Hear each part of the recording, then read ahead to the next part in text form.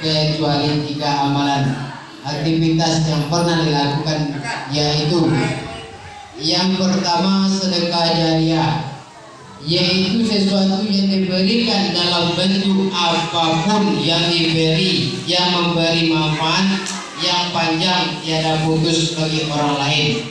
Contohnya adalah wakaf tanah, biaya infak pembangun masjid, wakaf buku untuk perpustakaan, pembangunan lembaga pendidikan, menggali sumur untuk minum, mencetak buku yang bermanfaat bagi orang yang banyak, dan yang lain. Sedekah jariah merupakan kegiatan berbagai untuk memberikan banyak manfaat bagi orang lain, sehingga pahalanya pun akan senantiasa mengalir kepada orang yang meskipun orang yang bersedekah telah meninggal dunia. Tentu saja inti dari sedekah ini adalah niat yang bukan karena mengharapkan pujian dari pihak lain, dan bukan untuk kebanggaan dari pandangan manusia belaka. Contoh amal sedekah jariah yang pada zaman Rasulullah, kebun kurma yang disedekahkan oleh Sayyidina Abu Talha ketika turun firman Allah dalam surat Ali Imran yang berbunyi,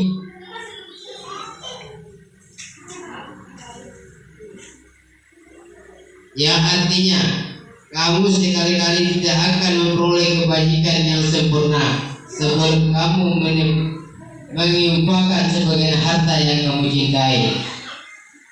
Yang kedua, kebun yang disedekahkan oleh Bani Adjar kepada Nabi Muhammad SAW untuk pembangunan masjid ketika Nabi datang di kota Madinah.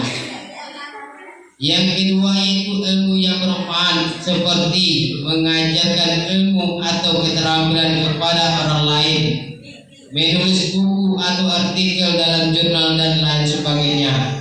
Ilmu yang bermanfaat ini adalah ilmu yang berguna bagi orang lain dalam hal kebaikan, selama ilmu yang diajarkan tersebut masih digunakan dan dimanfaatkan oleh orang lain setelahnya, maka selama itu pula pahalanya tidak terhenti mengalir kepadanya meski telah meninggal dunia. Ilmu yang bermanfaat bisa berupa usaha menunjukkan seseorang kepada jalan kebaikan, seperti beribadah, menuntut ilmu, mencintai Al-Quran, mencintai Rasul, dan sebagainya. Sebagaimana dalam konteks ini sabda Nabi SAW yang berbunyi, yang artinya sesungguhnya Rasulullah SAW bersabda, barang siapa menyeru kepada petunjuk kebaikan, maka dia mendapatkan pahala yang sebagaimana pahala-pahala orang yang mengikutinya. Hal itu tidak mengurangi pahala-pahala mereka sedikit pun. Dan barang siapa menyeru kepada kesesatan, maka dia mendapatkan dosa seperti dosa-dosa orang yang mengikutinya. Hal itu tidak mengurangi dosa-dosa mereka sedikit pun.